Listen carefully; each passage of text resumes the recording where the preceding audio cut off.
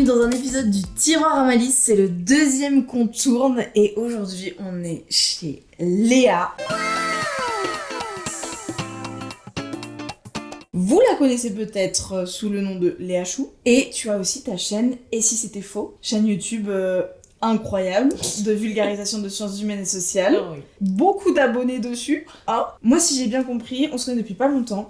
Oui. Mais t'es vraiment une dinosaure de YouTube. Oui. Le nom Léa Chou, je l'ai entendu depuis des années. T'es là depuis quand ? Tu faisais quoi ? Pourquoi t'es un dinosaure de YouTube ? Raconte. Pourquoi tu es une mamie Du coup, j'ai commencé YouTube, je pense que j'avais à peu près 19 ans, 20 ans. J'en ai quasi 30 là. Et j'ai commencé YouTube à l'époque que les moins de 20 ans ne peuvent pas connaître puisqu'il n'y avait pas de placement de produits. Enfin, il n'y avait pas d'argent sur YouTube. Il y a eu Enjoy Phoenix. Ouais. Moi, je suis la vague après Enjoy Phoenix. Et j'ai commencé à faire des vidéos mode, puisqu'à l'époque, c'était les youtubeuses beauté. Ouais. Et au final, et bien en fait, moi, ça m'allait pas. J'étais vraiment nulle. Vraiment, genre nulle en maquillage. Et tu sais, t'avais des meufs comme Sananas et tout, tu vois, qui... Enfin, voilà. Et en fait, j'ai commencé à dire, bon, mais si j'aime pas ça, mais je vais faire quelque chose que j'aime. Et j'adore parler.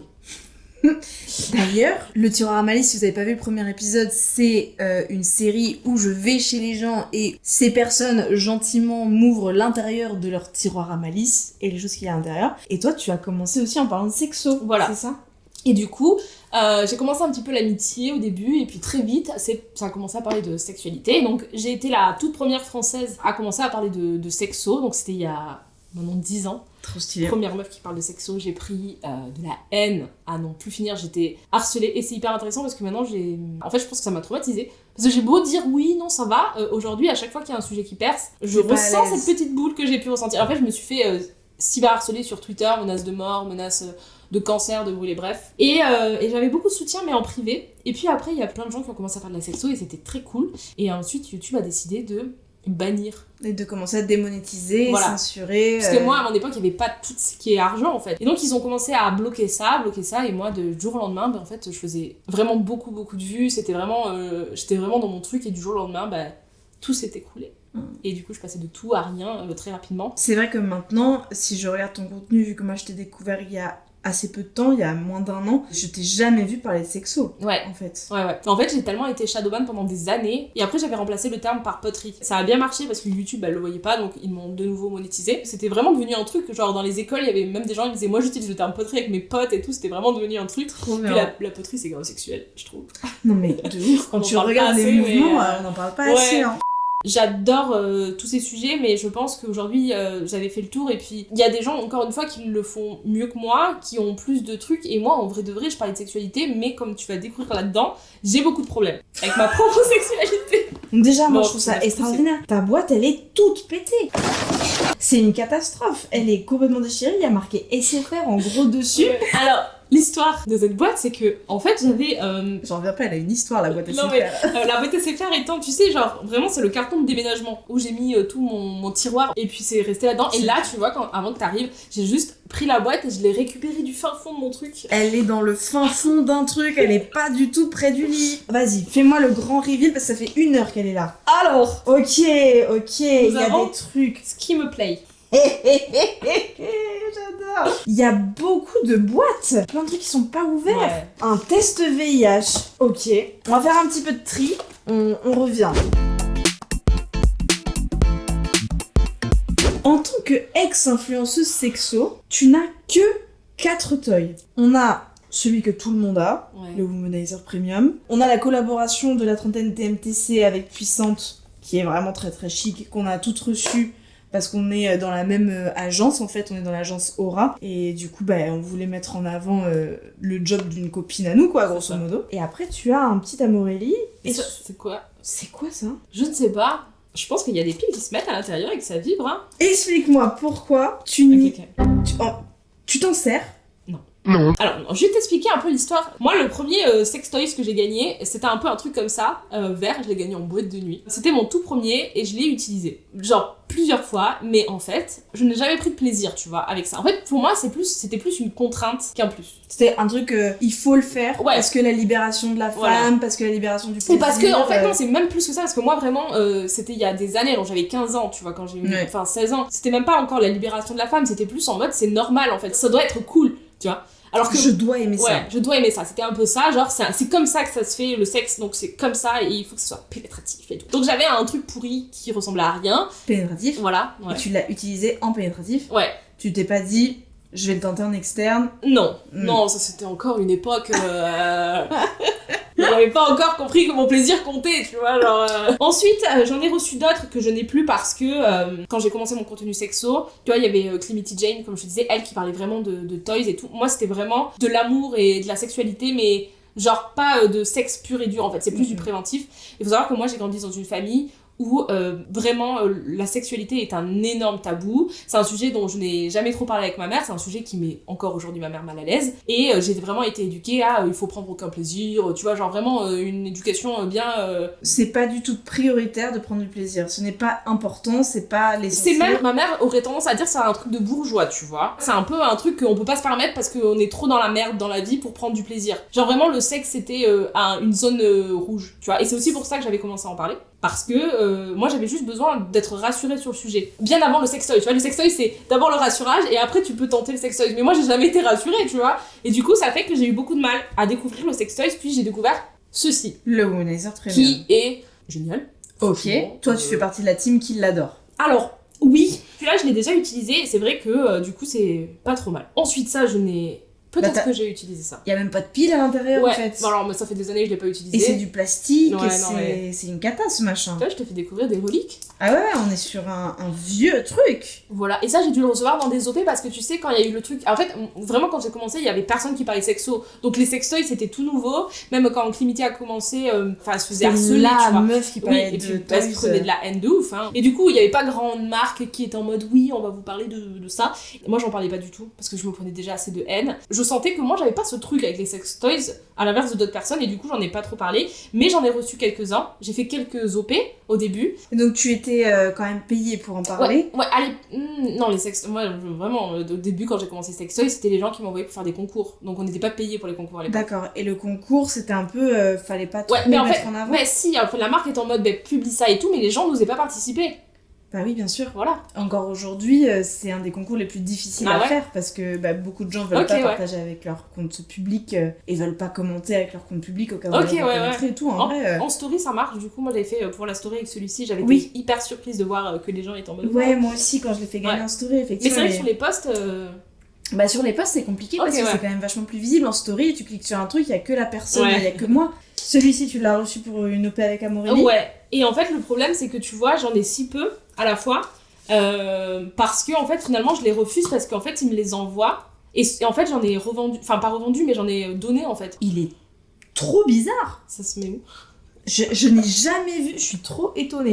Ah si, c'est un doigt vibrant, ça c'est pour le couple. Tu le mets comme ça, tu ouf. le cales entre tes deux doigts et tu fais... C'est pour ça que je l'ai gardé en fait. Pour la possibilité d'utiliser en couple. Ouais. C'est vrai que c'est quelque chose que je remarque là. Déjà on est sur du non pénétratif, on est sur de la stimulation clitoridienne et on est sur des petits joujoux. Ouais. Genre celui-ci, tu le tiens pour une stimulation clitoridienne, le reste de la Et j'avais vulve un anneau vibrant aussi. Mais je trouve ça claqué au sol. Claqué au sol. C'est vrai que moi, mes expériences des anneaux vibrants, c'est pas optimal. Il faut qu'ils soient vraiment très bien petits, discrets. Ça bouge et tout. Ouais. Ça, en fait, ces toys, tu vas t'en servir en couple, seul. Ça va être quoi avec l'utilisation ? Celui-ci, je l'ai utilisé seul, mais on l'avait tenté dans le couple. Je trouve que c'était pas pratique. À deux, c'était pas pratique. Voilà, et après, on s'est dit, il faut qu'on le fasse. Mais c'est vrai que en fait, j'y pense pas. Tu vois, genre, je pense pas à le faire. Et pourtant, moi, ça me tente de tenter. Mais en fait, j'ai jamais plus lancé le truc, tu vois. En fait, j'en ai un autre qui est top, mais je l'ai pas retrouvé. C'est un petit canard que tu mets au bout du doigt. Ouais. Et qui est pareil... Même principe que le Amorélie. Mais en plus petit, et du coup, lui, pour le couple, je pense qu'il peut être bien. Si je l'utilise pas en couple, c'est pas non plus par gêne ou autre. C'est parce que, tu vois, je prends aucun plaisir à la pénétration, quasi. Genre, c'est autant douloureux que plaisant. Et j'ai toujours été un peu dans ce truc de...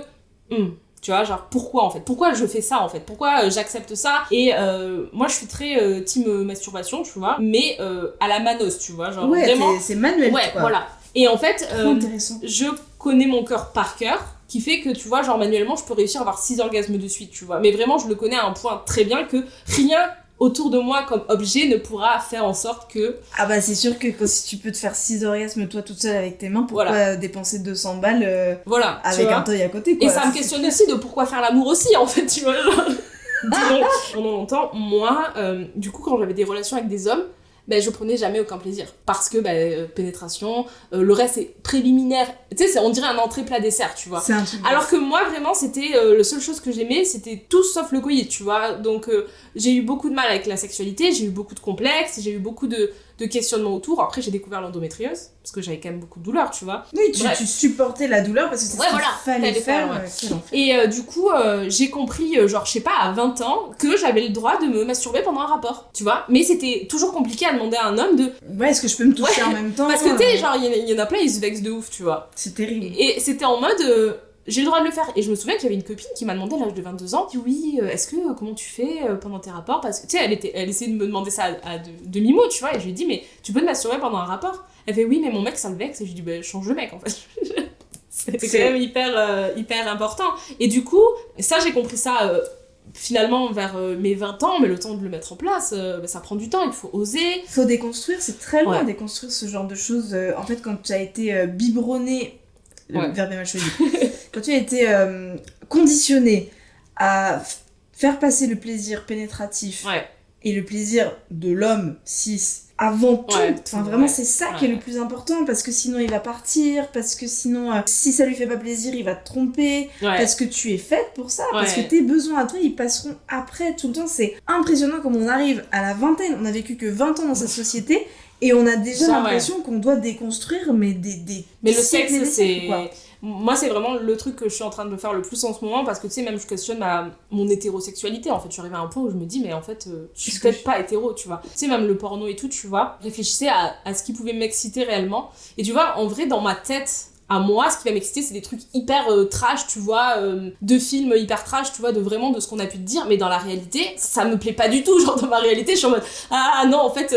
Après, il y a la notion de fantasme. Si tu veux pas vivre quelque chose, c'est pas pour autant que c'est pas un fantasme valable. Et c'est ce que j'allais te dire, et moi, ça me questionne, parce que tout ce qui me fait un peu kiffer dans ma tête, c'est vraiment tout ce qui me dégoûte le plus dans l'homme, tu vois. Et là, je suis un peu dans une phase où, vraiment, tout ce qui est virilité, ça me dégoûte, mais à la fois, c'était aussi le seul truc qui m'excitait, en fait, à l'époque. Est-ce que t'as lu King Kong Theory? Non. Virginie Despentes en parle énormément dans ça. Elle dit, on galère déjà tellement à kiffer notre sexualité, on va pas en plus se juger parce que on a des fantasmes qui sont hétéropatriarcaux. Et donc j'ai un peu ce truc de, si ça te fait kiffer et si ça te permet de prendre du plaisir, enfin pourquoi tu vas t'en priver? Tu m'avais dit quand on en avait discuté vite fait, que j'ai pas toqué chez elle en mode bonjour j'arrive on va faire ça, on en avait un petit peu discuté avant, et tu m'avais dit que c'était pas du rejet des toys en soi, c'était de la flemme. C'est de la flemme parce que ta sexualité avec dans ton couple est rodée. Pourquoi la flemme est le mot principal? Dans mon couple,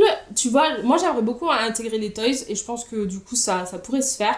Le truc, c'est qu'il faut les charger. La technologie, pendant longtemps, j'étais en mode ouais, c'est génial. Maintenant, je me questionne un peu sur la technologie. Je trouve qu'on prend beaucoup de temps à essayer de se mettre en condition pour que ça soit le mieux possible. Alors que tes doigts, ils sont là. Alors qu'en 2 secondes, tu vois. Tu prends tes doigts et c'est bon. Et je me suis rendu compte que même dans l'anxiété au quotidien, tu vois, pour réviser, je me dis, si je révise dans les meilleures conditions, il faut que je me fasse un thé, il faut que je me mette un pli plaid, un petit ci, un petit ça. Et je me fais dans la plus esthétique des choses, je m'assois et puis là... Mais en fait j'ai plus envie de réviser, tu vois, parce qu'en fait j'ai passé tellement de temps à essayer de dire il faut que ça soit le plus parfait possible, et du coup dans la sexualité tu ressens un peu avec les toys la quête de la perfection. Voilà, et du coup je veux pas me mettre cette pression. Le fait de ne pas forcément y penser, le fait que déjà moi la sexualité dans mon couple c'est quand même, on en parle beaucoup. Enfin vraiment en 5 ans je suis passée d'une meuf qui était en mode ah là là le sexe c'est génial, pénétration et tout, à en fait je suis pas si sûre, tu vois. Et en fait je suis dans un gros travail de déconstruction où je me questionne sur ce que j'aime vraiment pour moi en dehors de ce que les gens me disent. Et la pénétration c'est pas la priorité. C'est pas la priorité. Et en fait, c'est vraiment quelque chose que je fais plus pour faire plaisir aux gens, parce que moi, vraiment, si je pouvais que faire de la masturbation et ne avoir aucun rapport sexuel jamais, ça pourrait me mal, tu vois. Ah ouais. Donc, être en couple d'une forme asexuelle, en fait. Ouais. Du coup, une pratique masturbatoire juste de toi avec toi. Alors oui, parce que tu vois, dans cette éducation très maman ci, maman ça, je suis incapable de... Enfin, tu sais, je peux me masturber pendant le sexe et tout, mais je peux pas juste me dire bah on peut se mettre à côté, se masturber ensemble, tu vois. Je suis trop gênée. Tu vois, c'est je comprends. Je comprends parce que j'ai des personnes dans mon entourage qui font cette pratique-là. Et c'est vrai que moi, personnellement, je me vois pas du tout faire ça non plus. Mais j'aimerais bien pouvoir le faire. Moi aussi. Parce que ça serait mon idéal. Parce que ça veut dire que tu déconstruis énormément de choses autour de la pudeur, autour de ce que tu peux faire ou pas faire dans la sexualité. Tu brouilles un petit peu les limites entre ce qui est que à toi et ce qui est aux deux. Et puis je me dis vraiment, si on faisait ça, on pourrait faire l'amour 4 fois par jour, tu vois. Ah oui. Pourquoi pas, tu vois.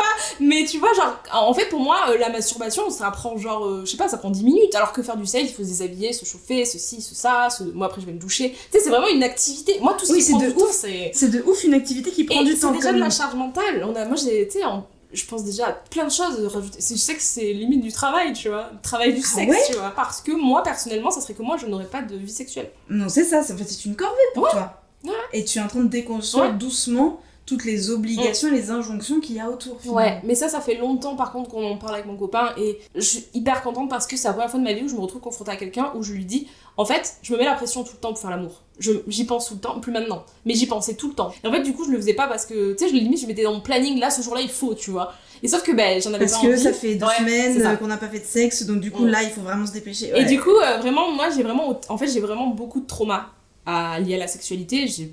Je crois que ma vie sexuelle n'a été que force, en fait. Je pense que c'est rare dans ma vie où j'ai décidé moi-même d'avoir des rapports, tu vois.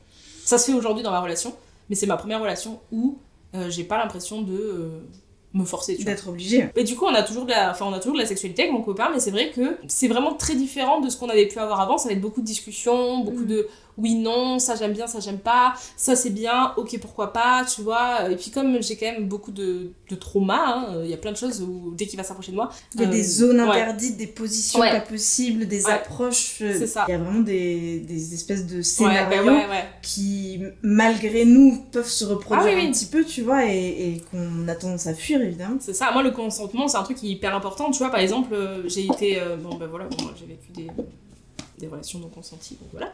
Et en fait, tu vois, quand on s'est commencé à se mettre ensemble, dès qu'il me touchait, et en fait, j'ai tendance à me crisper, en fait. Et je lui ai dit, en fait, mon ex, s'il m'embrassait, ça voulait dire qu'on devait coucher ensemble. Et si on couchait pas ensemble, c'était pendant des heures, tu vois. Donc du coup, maintenant, quand tu m'approches, en fait, je me crispe. Tu vois tout le scénario possible qui va se dérouler. Et des fois, je lui disais, dès qu'il m'approchait ou qu'il me faisait un bisou, je dis, on couche pas ensemble, hein. Et lui, au début, il comprenait pas. Donc on a dû en parler, et puis même moi j'ai dû comprendre, enfin bref, c'est compliqué quand même, tu vois, à ce niveau. Un des marqueurs principaux d'une relation de confiance, c'est de pouvoir dire, on est d'accord que là, j'ai aucune obligation, on est d'accord que là, c'est pas parce que on s'embrasse tout nu dans un lit que il faut qu'on fasse du sexe pénétratif après. Ce genre de questions est très importante à poser, surtout quand on a vécu des traumas, mais même de base, si on a eu la chance, parce que c'est rarissime, d'arriver à la trentaine quand on est une femme sans avoir vécu de traumatisme dans notre sexualité, c'est quand même extrêmement rare. Mais malgré ça, il y a quand même toutes les injonctions sociales qui sont là pour tout le monde en fait. Et qu'il faut être capable de déconstruire, quoi. Le chat Jumpy est parti. Je pense que les toys l'intéressaient plus que les cosmétiques qu'on a sortis maintenant. Pourtant, c'est l'inverse de toi. C'est ça. Toi, les cosmétiques, c'est ton rayon, c'est ton truc. Pour moi, le lubrifiant, ça, c'est le must-have. Tu m'as dit que, en off, tu m'as dit que c'était en rapport avec le fait que t'as l'endométriose. Alors, qu'est-ce qui fait que c'est lié ? Comme je l'ai su tard que j'avais l'endo, j'ai toujours eu des problèmes, tu sais, c'est pas des problèmes de sécheresse, mais c'est vraiment genre de la douleur. Donc pendant longtemps je pensais que c'était moi le problème, alors en l'occurrence c'était entre guillemets moi le problème. Et du coup j'ai commencé à obligatoirement tout rapport sexuel se faisait avec du lubrifiant. Pour permettre que les muqueuses soient moins agressées par peu importe quelle stimulation. Voilà. Okay. Après, faut savoir que, je le précise, mais je pense que c'est logique, le lubrifiant, quand vous n'avez pas envie de faire du sexe et que vous mettez du lubrifiant parce que vous n'êtes pas du tout lubrifié, ça bloque. Hein. Ça, vous pouvez mettre tout le lubrifiant que vous voulez, mais déjà, c'est pas très bon signe. C'est le consentement qu'il faut, sur lequel il faut travailler, effectivement. Par contre, à l'inverse, on peut avoir plein de soucis de vaginisme, etc., avoir extrêmement envie de faire de la poterie et ne pas pouvoir physiquement, anatomiquement, il y a un truc qui passe pas. Jumpy est d'accord. Là, récemment, j'ai testé du coup, celui-ci, il est au CBD. Oui, alors les lubrifiants au CBD sont excellents parce qu'ils sont vasodilatateurs. Celui-ci, je l'ai vu passer, mais je l'ai pas testé. Tu le trouves cool ? Ouais, vraiment, ouais. Et en plus, genre, tout... C'est moi, c'est le cannabis. Il y a un petit parfum, là, en plus. Ouais. Un petit quelque chose. Et je le trouve vraiment pas mal. Le fait d'avoir des nouveaux lubrifiants, ça peut un peu stimuler genre ma libido en me disant ah, alors celui-ci est censé pas me faire mal et tout ça et tout ça. Non, celui-ci il est vraiment pas mal et franchement je suis contente et je trouve que c'est important. Et il ne faut pas avoir honte de l'introduire dans le couple. Hein. Complètement. Ça ne fait pas de vous quelqu'un de moins stylé au lit si votre lubrification n'est pas 100% naturelle. Surtout que en fait le liquide cervical, la mouille, lubrifie vachement moins bien qu'un lubrifiant à base d'eau, qu'un lubrifiant à base de silicone, qu'un lubrifiant au CBD qui en plus va être vasodilatateur, qui va détendre la zone. Tu t'en sers aussi hors pénétratif, tu t'en sers aussi sur les muqueuses. Et tu vois par exemple, moi j'ai mon endométriose, elle est placée genre à des niveaux un peu genre très chiants, tu vois. Bon en vrai elle est placée tout autour de mon ligament du cul là, tu vois. Le périnée? Non, t'as un ligament qui relie le ligament de l'anus, genre un ligament genre, qui est comme ça, genre tu vois que je te montre un schéma. Oui. Et moi j'ai l'endométriose qui fait comme ça et qui passe là, et ça fait que en fait tout ce qui est... Bah alors, bon je fais pas du tout de sodomie du coup parce que ça me semble hyper contre-productif, mais en soi, même pendant mes rapports en fait, ça va vraiment me... Ça fait mal. Ça fait très mal. Parce que forcément, ce ligament, il va être stimulé d'une façon ou d'une autre. En fait, le fait de rentrer quelque chose à cet endroit, alors que j'ai un genre de fil qui s'enroule, ça fait que pendant la pénétration, ça va te faire bouger, en fait, et ça va toucher les endroits, et c'est comme si quelqu'un me mettait un poignard, en fait. C'est comme si on me poignarde, en fait. Et c'est vraiment des douleurs où, à la fois, t'es en mode « Ah, mais ça me fait du bien », mais à la fois, il y a quand même une douleur qui est quand même prédominante, tu vois, dans le rapport. Et du coup, pendant longtemps, je me disais que c'était ça, que c'était normal, tu vois. Ça va avec. Ouais, c'est un genre ça va avec. Et tu vois, ça m'a longtemps frustrée de pas comprendre. Mais en tout cas, je trouve qu'avec le lubrifiant, ça aide vraiment beaucoup le rapport. Donc ça va, même si ton endométriose est au niveau de ce ligament dont on ne connaît clairement pas le nom ni l'une ni l'autre. Le ligament du cul, c'est élégant. Le ligament du cul, c'est parfait.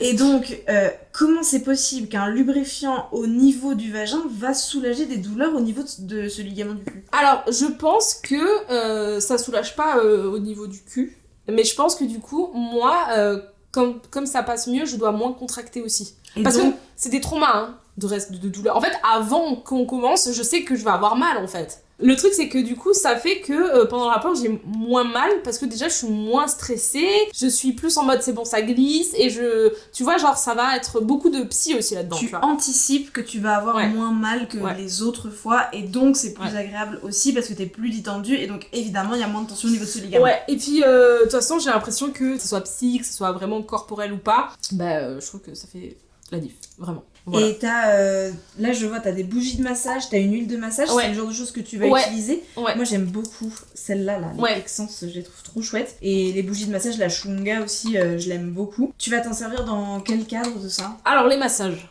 On est vraiment team massage. Après, j'ai remarqué que c'est souvent, on en parle aussi, mais moi je me suis retrouvée à faire des massages à des mecs sans moi jamais en avoir en retour, hein, voilà. Mais nous on est vraiment team grand massage. Genre même le soir, on va juste se mettre son bras mutuellement et on va se faire des massages des doigts. Après, en termes de, tu vois, de sexo et tout, j'ai des blocages, mais humainement, moi je suis pas non plus très tactile, tu vois. Qu'est-ce qui fait que tu aimes le massage alors?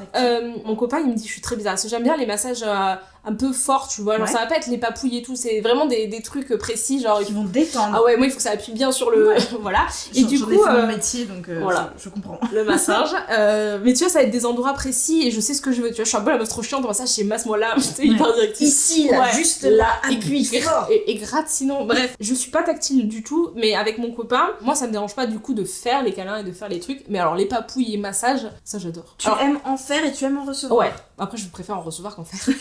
Mais tu vois, genre, le câlin, c'est pas trop mon truc, je ressens pas ce qu'on est censé ressentir quand on fait un câlin. Mais alors, le massage, si, ça, je kiffe. Je trouve ça sexuel de ouf, tu vois. Et je sais qu'il y a des gens, tu vois, des gens entre eux dans la famille, ils se font des massages et tout, tu vois, genre. Et moi, je trouve ça très sexuel. Donc, moi, vraiment, le massage, je le mets dans ma case de pratique sexuelle, tu vois. D'accord. Donc, vraiment, dans mon large panel de sexualité, le massage est un préliminaire, entre grosses guillemets, tu vois. Donc, tu vas faire des massages, par exemple, des bras, des doigts. Ouais. Et ça, pour toi, c'est une connotation sexuelle. Ok, c'est pas forcément parce que tu vas aller masser des zones érogènes, genre les seins, les fesses, les parties génitales. Ça va être vraiment la pratique en soi du massage, quoi. C'est trop intéressant parce que moi, justement, à l'inverse, je me retrouve quand même à masser le corps entier d'inconnus. Donc si tu me dis, pour moi, le massage, c'est une pratique sexuelle, je suis en mode... Attends, genre... Et c'est marrant parce que, tu vois, à Noël, ma belle-sœur m'a offert un massage. Et tu sais, je suis très mal à l'aise quand on m'offre ça. Et elle m'a dit, vas-y. Et moi, pendant le massage, pendant 10 minutes, je suis tendue, en fait. Et en fait, c'est pas du tout la même chose quand c'est quelqu'un de professionnel qui me masse, tu vois. Mais ça dépend, tu vois, quand tu commences à faire soit des papouilles, ça va, mais si tu commences à sortir de l'huile, tu vois, genre dans un contexte un peu à deux sur un canapé, tu vois. Bien sûr. Voilà, là, de suite, il y a l'ambiance. Donc c'est pas la pratique en tant que telle, c'est le contexte. C'est le contexte, dans lequel est ouais. fait la pratique. Voilà. Quand j'étais célibataire en soirée, ça pouvait grave m'arriver d'utiliser mes qualités de massage pour séduire. Voilà, dans le voilà. fleur. Tu fais un petit massage des épaules. Tu sais, c'est un peu connoté dans les films, le massage. Il y a vraiment, mais il y a même genre une catégorie porno sur le massage. Hein. Tout à fait. Donc c'est pour ça. Après, moi, vraiment, je suis un peu stéréotypée là-dessus parce que ma sexualité se base sur ce que j'ai vu et ce que j'ai appris avec ma vie. Et ce que j'ai appris, ça reste un peu stéréotypé. Et là, en déconstruction, vu que je suis pas très câlin, le massage, ça permet aussi d'avoir une proximité à deux. Ouais. Mais est-ce que c'est une pratique qui se suffit à elle-même? Genre, est-ce que tu fais un massage des doigts, des bras, du dos à ton mec où il te le fait? Est-ce que, après, bonjour Jumpy, tu as envie de parler de massage là? Tu as envie de Alors lui, il défoncer le décor. adore les gratouilles. Tu t'es dit, on va... Ouais. Oh, Mimi. Soit on peut continuer à niveau cadrage. Le réel s'est dit, on va rester sur Jumpy. La question c'est, est-ce que ça peut être pour toi, vu que c'est une pratique sexuelle pour toi, est-ce que ça peut être une pratique à part entière, qui ne mène à rien derrière? Vous faites un massage mutuellement, ou l'un fait un massage à l'autre, et c'est terminé, le sexe est fait. Alors, mon copain ne considérerait pas du tout ça comme du sexe, parce que lui, il a vraiment ce truc du sexe et c'est du pénétration, tu vois, et il est vraiment là-dedans, donc c'est très dur à lui de déconstruire ça. Donc on est obligé de repenser l'intimité un petit peu autrement. Et du coup, moi, je questionne vraiment qu'est-ce que réellement la sexualité, tu vois? Est-ce que le sexe, c'est quoi en fait? Qu'est-ce que c'est de l'intimité en fait? Mais pour moi, je trouve que tu réponds très bien à la question quand tu dis que pour toi, le massage, c'est une pratique sexuelle et pour moi, non. C'est parce que, en fait, la sexualité, c'est comment toi tu l'as définie. Ouais, c'est ça. Et donc, si toi tu définis que le massage est une pratique à part entière et que le début de l'acte et la fin de l'acte, c'est le début du massage et la fin du massage, en fait, c'est de la sexualité. Ouais, voilà. Parce que tu l'as décidé comme ça, en fait. Après, il y en a qui font des trucs avec la nourriture et tout, moi je suis pas hyper fan. Tu fais pas de trucs avec la nourriture, toi? Non. Non. Alors je fais pas parce que j'ai une mauvaise chantilly. anecdote. Ouais. Je l'avais fait avec un mec et sa chantilly était périmée. Ah! Voilà. Ah, Depuis, je ne fais plus rien avec de la nourriture. Je pense que ces deux choses sont très bien, mais pas ensemble. ah c'est vrai, moi Ouais. j'ai que des chouettes anecdotes. Ah ouais? Mais oui. Ah, il faudrait que je teste alors. Franchement, un truc que je te conseille. Anecdote, j'avais 17 ans, d'accord? Jugez pas, mais c'était vachement bien. Du champagne dans le nombril. Et Le ça- champagne qui coule Ouais. et il termine dans le nombril et tu le bois dans le nombril. Il faut qu'il soit propre. Hein. C'était bien le nombril. Ça va, je vérifie. C'est bon, je peux te garantir qu'il était propre. Je pense qu'on va conclure sur ça. Sur buvez du champagne dans le nombril uniquement s'il S'il est est propre. propre. Merci beaucoup Léa de m'avoir parlé de tous ces sujets très intimes. Je suis très contente que ce tiroir à malice, cette boîte SFR, ait été un prétexte plus qu'autre chose à des conversations beaucoup plus intéressantes. On a soulevé tellement de sujets qui pourraient être approfondis. J'ai hâte qu'on trouve d'autres occasions de développer ces sujets-là à d'autres moments. Où est-ce qu'on peut te retrouver? Alors vous êtes sur YouTube. Attends, il avait un pigeon. Ah, c'est que le pigeon. Il fait les bruits peut-être. Oh, le réel, c'est ici que ça se passe. Ouais, mais c'est très mignon quand même, là, je peux comprendre. Du coup, sur YouTube, sur ma chaîne, et si c'était faux, ou en question le monde en se demandant, et si c'était faux de faire de la pénétration? Tu vois? C'est un peu le truc de se demander si tout est faux. Peut-être que tout ce qu'on nous a dit, c'était des mythos. Bref, et ensuite sur Instagram, Léa Chou avec 2 et sur tous mes réseaux sociaux, Léa Chou. TikTok aussi en ce moment, Oui. hein. Ouais. Tu t'es grave au taquet sur TikTok. Mythologie sur TikTok. Mythologie Un sur peu des TikTok. racontages d'histoires. De toute façon, tout sera dans la barre d'infos. Évidemment, tous les réseaux de Léa qui nous a laissé venir chez elle, mettre un bordel monstrueux dans toute sa maison, et on va repartir comme des voleurs. Merci beaucoup à vous d'avoir regardé ce deuxième épisode du Tiroir à Malice. Il a sans doute évidemment été censuré par YouTube, donc n'hésitez pas à liker et à commenter pour le référencement. Extrêmement important, le partager, ce sera encore mieux. Merci juste pour votre soutien. La raison pour laquelle on fait ce deuxième épisode, c'est parce que le premier a super bien marché en termes juste de réception. Vous avez été adorables dans les commentaires, vous avez dit tellement de gentilles choses. Donc merci beaucoup pour cette réception-là. On vous fait plein de gros bisous et moi je vous dis à mardi prochain. Tu veux le faire avec moi le 3, 2, 1 Mouah. Je te sens pas à l'aise.